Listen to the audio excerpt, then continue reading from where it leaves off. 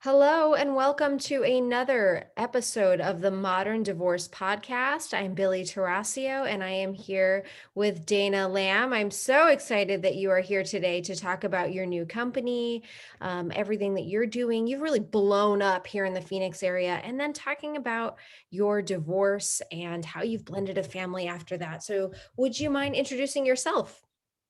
Yes, my name is Dana Lamb, and I am the co-creator of Surprise Date Challenge. We're basically kind of a concierge service that helps couples to keep the romance and passion alive by planning one surprise date a month for each other. And this is something that I'm very passionate about. Our goal is to save 1 million relationships from breaking up and breaking apart and being married for 13 years. And that relationship ending really revolved around us not having date nights and not connecting as a couple. We, focused more on our careers and family and forgot about our relationship. And I really believe that led to the demise. And with that knowledge and experience, I would love to help prevent other couples from going through what we did. I think that what you said just there is so important because raising families and being young and working on your careers, there's no time. Like the relationship is the last priority. It's like it should just be set it and forget it. And you're right, it doesn't work that way. As I see every single day as a divorce attorney.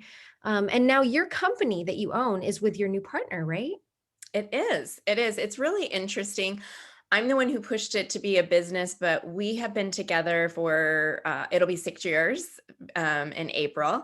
Mhm. And he was introduced to me by friends. And I'm so happy they introduced me. And 1 month into our relationship, he says, I have this idea that we should plan one surprise date a week. And he called it Fun Friday Ritual.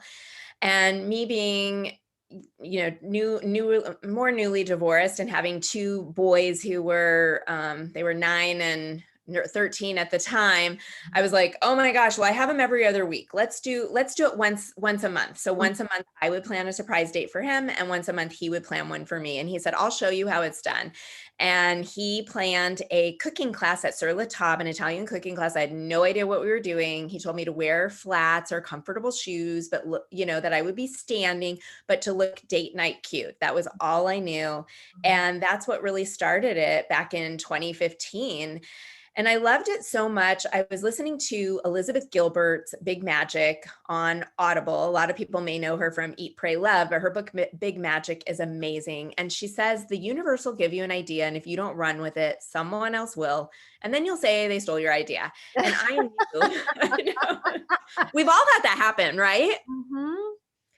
So my mom actually said that about Benjamin Button. Before Benjamin Button came out, I used to talk about that when I was a kid, that we should start out old and get younger. It's so funny. I Wow. could have written that book. Um, but anyway, so that I went to Martin, he's like, well, we can't make money at that. And I said, but can we help couples?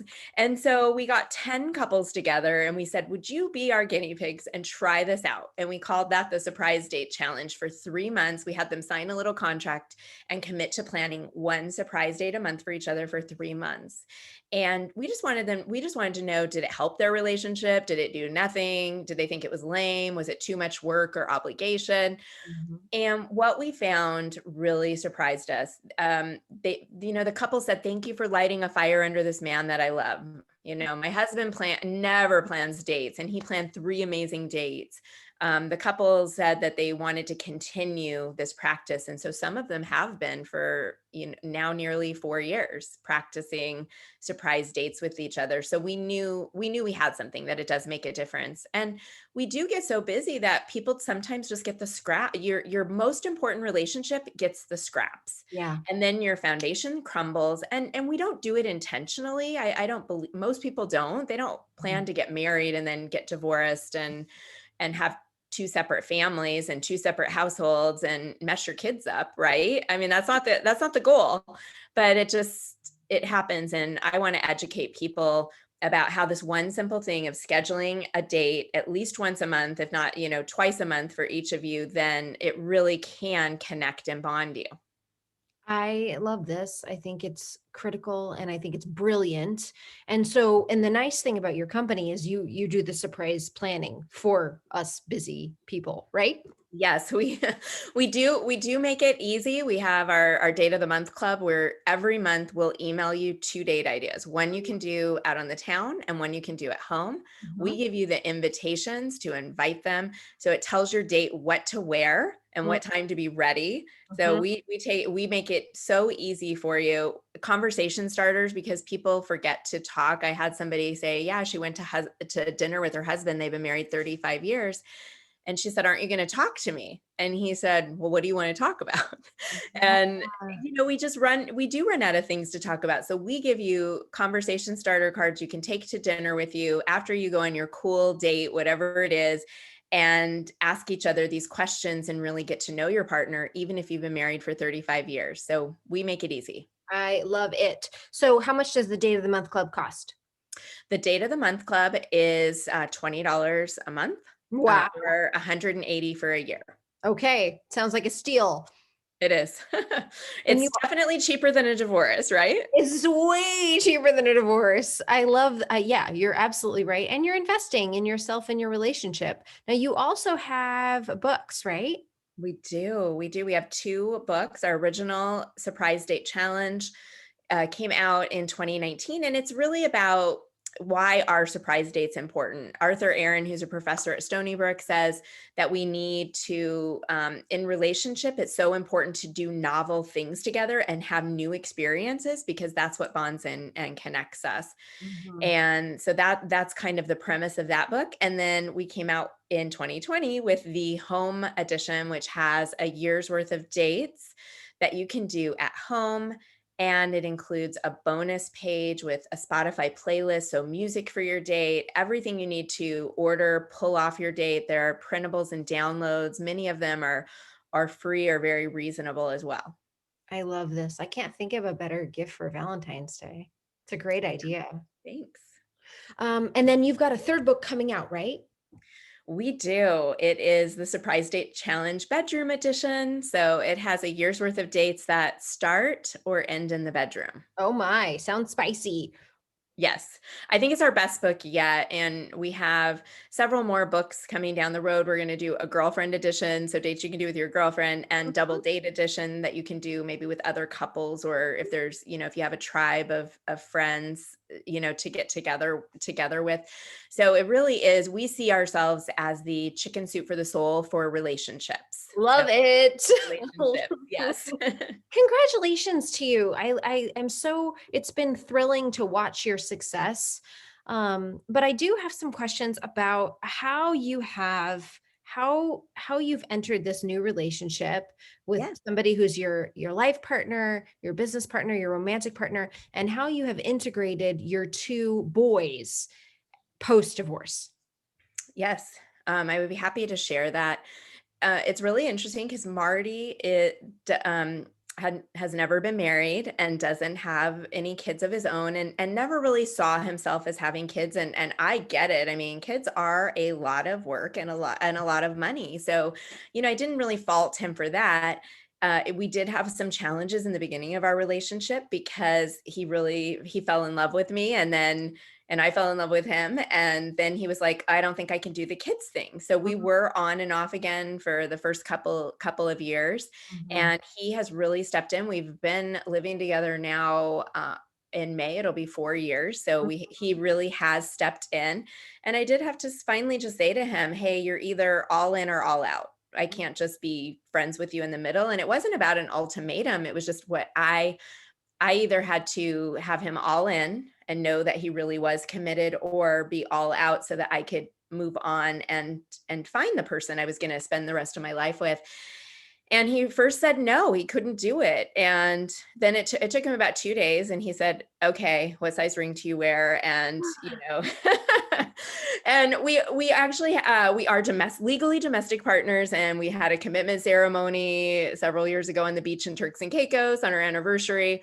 And I don't personally need to get married again. He is my life partner and my forever boyfriend, and things are really great. It could have gone either way, but having having kids, especially teenage boys when you're not used to that was Mhm. a challenge. And he's become such a great mentor to my boys. They really look up to him, and but it wasn't easy for any of us.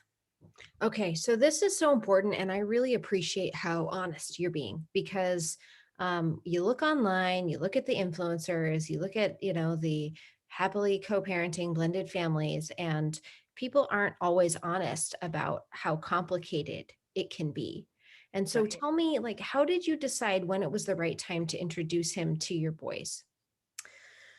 Well, definitely. I mean, that wasn't something that I did right away. I mean, I did go on several, um, dates, and actually between my divorce and meeting Marty, I had met somebody else, and he had moved from Newport Beach to Phoenix. And unfortunately, 6 weeks after he moved here, he got sick and Mhm. had leukemia. And so I basically was his caretaker for 8 months, which Mhm. was really, I mean, I know it was really challenging for my kids. They really, like George a lot. And George, in fact, taught my 9-year-old son how to ride a bike. And after he passed away, he went out and rode his bike. He always had a hard time starting by himself, and he goes, "I can do it." And he came back and said, "Mom, I did it for George." So I know Oh. that yeah, had an impact. I mean, a huge impact on my kids, which, I mean, but when all of that happened, he had already been introduced. It's not like I could change that. And I remember one time I was trying to hide my sadness, and I was crying in the shower. And my son Harrison, who was 9, was knocking on the door. Mhm. Or no, after I turned the shower off, he said, "Mom, are you okay?" Like, I couldn't hide it. Like, they knew what was going on. And kind of another cute story about, yeah, well, about them is after George passed away, Ethan moved into George's spot at the dinner table. He was 12 or 13 at the time, Wow. which I thought was really interesting. I never said anything, and maybe I should have asked him, but I mean, I think it was just understood, like he was filling that spot. And Harrison, who was 9, actually took one of my rings and got down on one knee and proposed to me to Oh my marry me. goodness. So we did. I wish I would have pictures of it. It was so awkward and weird, but it was just so sweet at the same time. And so we actually got stuffed animals and flowers, and we had a little wedding ceremony after George passed away in my bedroom. So, we had all that going on, and I really wanted to find that person. And I asked some friends who had a great relationship, Joel and Diane, and I said, "You guys have such a great relationship. Don't you know any guys that would be a great fit for me?" And they said, "Actually, there is somebody that we think would be a great fit for you." And that was Marty. And they were the ones who introduced us. And so of course I didn't, especially after going through all of that with George passing away, I wasn't in a hurry to, you know, introduce Mhm. introduce him to the boys. So I don't remember now, it's been a while, so I don't remember exactly how long, but it was really once I was really sure that he was somebody that I wanted to have Mhm. in my life. And Mhm. actually, I knew the day I met him. I knew the day. I've never been that sure about anyone. I knew he was the guy for me. I didn't tell him that. I told some friends that. I probably told him maybe 6 months in. Mhm. And um we probably were dating maybe 2 months before I introduced him we did something with the kids. We went to a concert at a park. Sure. Yeah. So your kids really had gone through a lot at that point. They had gone through the divorce of their parents and then the loss of a stepfather that they loved. Mhm. And it sounds like you guys have really settled on a really healthy step parent like, mentor like relationship between Marty and the boys. Yes. Yes, for sure. I think they think they really look up to him. He's very different from their father, which I think is great because it gives them some comparison and contrast. Not that one is better than the other. And what I try to tell them is, take the parts that you like, and you can use that and carry that forward into Mhm. your life, and the type of husband, father, if you choose the either of those routes that you want to be and how you want to show up in the world. I think that is so important. The more role models we can have, the better. The more people, the more ways we can see how people do things, the better. Because if kids grow up and they think I have to be like my dad is the way that you have to be a man, they will never be that because of course they aren't their dad. And so having more than one person as a role model and as somebody to influence them is a great, great thing. Now, did your ex-husband have a problem with you bringing other men into their lives? No, he didn't, and we had a very challenging divorce because, um, he didn't want the divorce, it was me, and I don't know, have you ever heard of Divorce Monday? No. So, well, it is interesting. So we were married for 13 years and I had approached him and said, "We don't date anymore." And he said to me, "Well, we can date when the kids are grown up." And Mm, I'm thinking, that's like 10 more years. Like when they move out of the house, I can't stand you that long. And I tried to get him to go to a weekend to remember, and he really wasn't interested in doing that. And I knew if we didn't do it, that um it would probably be over. And I even said, this is going to be a lot less expensive than a divorce. mhm, And mhm. that was like in the fall, and so I sucked it up through the holidays and told him I wanted to divorce. I think it was actually Sunday, but that was like the first weekend in January. And I've read several articles that there's something called Divorce Monday where people do that. They suck it up through the holidays to get through for the family's sake, and then they either file for divorce or seek an attorney out in that first week in January. Yeah. So anyway, he wasn't really happy with me, so we had a little bit of a rocky, divorce. He was not happy, he was a little bit mean to me, and I was so Pollyannish. I thought, we could go on big cruises together and, each have Mhm. our own rooms and, spend Thanksgiving together and be friends, and that just was not going to happen because he was angry with me. Yes. There is usually the person who is leaving, and January is divorce month. It's the time when we see more divorce filings than any other time of the year. And usually the person who files for divorce is ready and they're more ready and they've already been contemplating their future and they've already grieved the loss of their relationship. And so they're thinking about, how do we move from being lovers and partners to co-parents and friends? And it often takes the other parent a lot longer to catch up. Right. Now, Yes. did he ever catch up? Are you guys on good terms? Yes, we are. It's really interesting. I would say so. I mean, I would love for it to be better than it is, of course, Mhm, but I don't know that it ever will be with us. He has remarried, mhm. and I was just going to say he really surprised me because it was still very raw for him when George passed away, and the first sympathy card I got in the mem. And I've saved it and shown his children because Oh, that's sometimes sweet. they don't what's sad for me is they don't want to be in the same room with us together. Oh, That that breaks my heart. And I have a cousin who feels the same way, and I've talked to her about it, and she said it just feels awkward and weird because I know my parents don't like each other. And that's not, I mean, I still like my husband. I loved him at one time. I created two children with him. yeah. So that's really not it at all. My son, when we got divorced, I know he said he goes, "Mom, I was really surprised because you and dad never fought." Mhm. But he goes, "But now that once he saw us in the two different houses and he saw how we lived, he goes, 'You guys are just so different from each Yeah. other.'" He Mhm. understood.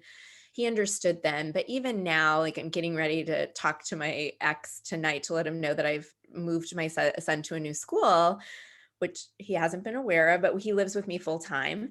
Mhm. And so my son does not wanna be there, he doesn't want me to say anything, he's just worried, sometimes we don't know how he's gonna react, like, sometimes things that I think will upset him don't, and then things that don't upset him do, Yeah. and so it's kind of this loose cannon. I feel like I'm walking on eggshells, and so that makes it a little bit more challenging. So I don't think it'll ever be exactly what I would hope it to be, but you never know. I'm not gonna give up hope, right? Or keep trying to create the relationship with him that I want, especially for the boys' sake. Mhm. Okay, so the boys were 9 and 13 when you divorced. How old are they now? Yeah, they were 8, well, they were 8 and 12, Okay. and they're 21 and 17. Wow. Okay. So, and you mentioned, so you must be talking about your 17-year-old. He lives with you full time now. Yes, he has for the past couple of years. Okay. And how did you guys know that that it was time to make that change? Well, his dad just said it was too challenging for him to live with him. And it's challenging for me too because he was diagnosed with Asperger's when he was right before he was 14, almost 15, right before he turned 15. And we had him at therapist since he was 7, and they would all send him home and say that he was completely fine. And he act differently. I just knew he was different, and I literally would cry because I didn't know how to parent him. And I thought, well, if it's not an issue with him, then it must be something wrong with me. I'm a bad parent. And so I had that, and we had him diagnosed. And unfortunately, his father doesn't want to believe that he is on the spectrum. Mhm. So we actually got a second diagnosis from Phoenix Children's Hospital, and he still does not want to believe it or label him with that. But he has, if you're not familiar, Asperger's it's very high functioning. Like he's really basically, his brain just doesn't work quite the same in that he has more anxiety than most people, and it has an issue with social skills and small talk. And now that we know, but it's just happened so late. But I would like to say I'm so grateful. I just talked to a parent the other day, and their son was 28 when he was diagnosed. So Wow. 15 is much better than 28. And again, because they're so he has an invisible disability, and I don't even want to call it a disability. It's not a disability. It's that his mind works differently than neurotypical people. Right. And so knowing that now is such a huge, I mean, it's just wonderful. Now we have something to work with. And I'm really hoping that his dad will eventually come around to that, to help out with that situation. And so Harrison is very challenging, and I'm very honest with Harrison. And today, on the way to school, I talked to him. I said, sometimes it's very hard to be your mom. I love you and I will do anything to help you be successful, but because of your Asperger's, it is very challenging for me. Mm. So what is how is what are some of the ways that having a kiddo with Asperger's is very difficult? Well, for example, he doesn't know how to start or end sentences, and he doesn't know how to read body language Mhm. of people. And so that is something we are now working on with him, especially in his new school.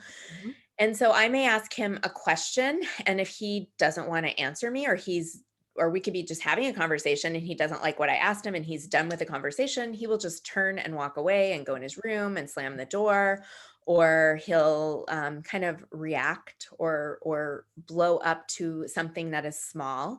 For example, he asked me the other day, and I'm really proud of him. He said, I need to get my teeth cleaned. Can I make the appointment? Hmm. And so he was trying to make it for him and his brother, and going back and forth with the woman to try to find, and it overwhelmed him. And he's like, I can't do this. And he just hands the phone to me. And Yeah. so I told the woman, I said, my son has Asperger's. I'm really sorry. We'll call you back. And I had her call him. I said, I want him to do this. I want him to feel like he's done it and he's successful. So I had her call him and finalize the appointment, which he did. When he was younger, like, clothes bothered him. Like, I would say, would you wear this? He would try on an outfit, and then I'd take the tags off and get him ready to go to school. And he would be like, oh my God, I can't wear this. The seams are weird, or the tag was weird, or things. He was very sensitive to touch Mhm. and things on his body. So I wasted a lot of money because Yeah. then Goodwill got a lot of brand new clothes that he refused to wear. Yeah. Yeah, I have 2 kiddos with ADHD, and, what you're describing is sort of similar to my experience, not just with my ADHD kiddos, but with all kiddos. Like, sometimes they get they're experiencing something, and the way that that manifests is that they're being very disrespectful, or that they're being very, very difficult, and, um, they're just experiencing that moment very differently than you or I as moms are.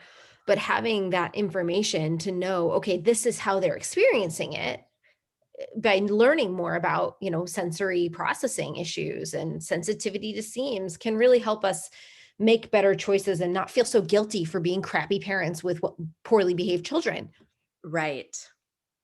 Right, and I think that's one of his dad's issues is that he gets embarrassed by Harrison that, because of how he acts and because somebody may come up and introduce themselves and hi or wanna shake their hand, and he might just completely ignore them and look down at the ground. Yeah. There's a great book called Look Me in the Eye because it's very hard for people with Asperger's to look people in the eye. Or I took him to work one day and there were people there and he normally works alone and he literally could not physically get out of the car. He's like, I can't go in there. I can't go in there because he doesn't really like talking to people. Yeah. Yeah. I can understand how this would be massively challenging, and it's probably many times when you have children with disabilities, and I agree with you. I don't really want to call it a disability, but he's neurologically atypical or neurologically different, Yes. and Yes. he processes the world differently, and oftentimes that can make for a very stressful environment for two parents in a marriage trying to figure out their child. Was that an issue Right. for you all? I think it was challenging raising Harrison when he was like I said, it probably really became stressful when he was about 7 and we divorced when he was 8. I mean, that's not the reason definitely why our divorce, we became business partners. We were in the business of raising 2 kids and we lost our connection and our romantic partnership. And that's why our relationship ended. We lost our affinity for each other. Mhm. And so definitely not having, Harrison wasn't the cause of our relationship. It did add stress to our relationship, of course, and still does sometimes, especially when his father doesn't believe that he has a disability. And the new school I have him at, I mean, it was such a wonderful relief. One of the parents there that works there, she said, she goes, do you want to invite the dad on this phone call? And I'm like, well, he doesn't see that he has a disability. And she says, I totally understand. My daughter's father was the same way. And it was such a relief to meet somebody else who had a similar experience. Yes, absolutely. Um, there's so many lessons here because you're co-parenting and you're not doing what you originally decided to do. You changed the plan. You changed the plan because you started out with an equal parenting time schedule and that wasn't best for you and your family anymore. And so you changed it. Now, did you go through the course to change it or did everybody just decide this is how it's going to be? Yes, we just he actually sent me an email, so I had it in writing, and I've actually thought about going back to court because I mean to do that whole process. Part of me is like, don't poke the bear, Mhm. because I know it would also entitle me to a larger amount of child support, and I really don't care about that. I just want what's best um, for Harrison. Right. And so I just really try to do the least amount of contact that I have to.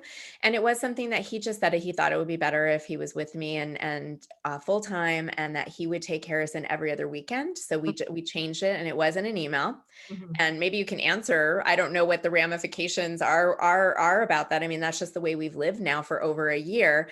And then actually now he doesn't even go over there at all. Even though the weekends were challenging for Mhm. his dad. And Mhm. so his dad picks him up about once or twice a month and takes him to lunch or Mhm. or to dinner. And so tonight they're going to dinner. So he's really with us 100% now. Mhm. So, yes. So, from the lawyer perspective, you absolutely can do that. There's nothing that prohibits parents from making those types of changes. The disadvantage, of course, is that you're not receiving child support that reflects the amount of time and the amount of money and the amount of resources and effort that it takes to raise a child 100% of the time. And the other thing I want to mention is for parents who do have children who are atypical in one way or the other, you do have the ability to get child support beyond 18. Now, that's not true in most circumstances, but it is true when you have a child with special needs. And so if you find that your child needs more support, past the age of 18, he's not ready. He's not like other 18-year-olds, and that's okay. You do have the opportunity to ask the court to continue that child support. Oh, well, that's very good to know. I'm glad we're having this conversation. Absolutely. And it should be that way because your 18-year-old maybe won't be the same as your first son was when he hit 18. He maybe needs more support from you. It may be that you are required to continue parenting him in the way that you wouldn't otherwise have to if he was neurologically typical. And that's a responsibility that should be shared by both parents, not just one parent. Right. There are a lot of extra expenses with, different therapists and resources that I've used, like hiring an executive functioning coach for Mhm. him. So there's those kinds of expenses that, aren't really a medical expense, but yet they are because Right. that's something that he needs. And for him to be a functioning person in society and be able to have a job and those kinds of things, that's really with him. So thank you for sharing that. That's very Absolutely. helpful. I completely agree with you. And it's not just that you can continue to get child support past 18. You also may qualify for an upward deviation of support because the way the child support calculator works is we have this model that says it costs X to raise kids. And of course, that's average. And of course, that's based on lots and lots and lots of kids. But if your child has special needs and special expenses that are specific to them, and and parents have the resources personally, they make enough income to provide those resources, then the actual child support amount in the calculator is really not the appropriate amount for child support. So even though we didn't mean to talk about those things necessarily, I'm glad we got It there because it's me important. too. Now, the other thing that I wanted to talk to you about was you said, my ex-husband and I divorced because we lost an affinity for one another. And I can tell you after having, thousands and thousands and thousands of consultations with people who are divorcing, that that is almost always the case, that they have lost a friendship, they've lost a connection. So, in your experience from working with couples, who is a good candidate to come back? And when are you too far gone in your relationship? That is a very, very good question. So for myself personally, I know when I approached my husband, in it was probably October or November, I was willing to really work on the relationship. I wanted to save my relationship and he wasn't interested at that point. And so I think in that process, because in hindsight, I wish I would have tried a little bit harder. I wish I would have done a little bit more than I did, but you don't know what you don't know, right? And so I would say if you are still at a point where you have, you know, some feelings or can get to that point. I mean, I say if you, especially if you have children involved, do everything you can to save your relationship. If it is salvageable and you can get back to that place where you love each other and you have affinity, because you don't want your kids, I mean, I don't want my kids growing up in a home that obviously there isn't love there and there isn't that connection and there isn't that romance. I want to be in a healthy relationship and show them by example. But if you've loved that person at one point and you can do what you can to create that again, and it may take a little bit of time, I think one of the things you can do is write down, what are you grateful for? What Mm, are the 5 things that you love about your partner and like about them? And Marty and I still struggle. I mean, we're human. We're human. There are times that we're busy working and, raising the kids, and we have our business that we're working on, and he's maybe traveling and I'm not seeing him and I'm not feeling that affinity I'm not feeling that connection. I'm aware of it and I can feel that it's gone. And so typing him, even like just taking a couple deep breaths, thinking about him and what I love and appreciate about him, and sending him a text message about that, or maybe typing up a love note to let him know, just being in that gratitude moment helps me to get that connection with him again. So I would try some of those things to see if you can. There was a point then where I started to go through, as you were saying, where I started to go, okay, this is how I'm going to get out of this relationship. And this is what our life is going to look like. mhm. And when I said I wanted to divorce in January, then all of a sudden he wanted to be husband of the year. Then he started doing all of those things. And I tried for probably 4 months Mm, to date him again and allow him to woo me. And every time I kissed him, it felt like he was my brother, you mm. know? It's like I didn't hate him, but I just was not physically attracted to him at all, and it kind of grossed me out, and I just couldn't. I really did try, and he had waited too late, and it was to that point of no return. Yeah. So intervene early and often. And you just gave us a formula. If you are a couple, or if you are, someone listening to this, and you're married and you're contemplating divorce, and you're wondering, can I save this? Dana just gave us a formula. Number one, write a love letter or a text of gratitude, and don't ask anything. Just tell this person how you feel about them and what you value. And then number two, you didn't say this, but I think number two is ask them if they will go on a date, and take them Yes. on a date and see how it goes. And then number three, kiss and see how you feel about it. Exactly. That's it. Yes, that is great. And make the date a surprise. Actually, just tell Yes. them, hey, because sometimes people are like, I don't know if my partner will do it or if they'll reciprocate a Mhm. date. And I'm like, you know what? Well, take the lead, show them how it's done. Say, hey, honey, be ready, Saturday at 6 o'clock and wear your date night casual, and don't tell them what you're doing and just surprise them. And the cool thing about that is there's no whining, there's no complaining. And just, I think that we feel so grateful that somebody took the time to think about us and plan something special for us, and see if you can reignite your passion. So exciting. I'm signing up today. Thank you for all of your time. This has been a great episode. I really appreciate it. Oh, thank you so much for having me, Billy. And it was very informative for me too. So thank you for having me on. We'll talk again soon.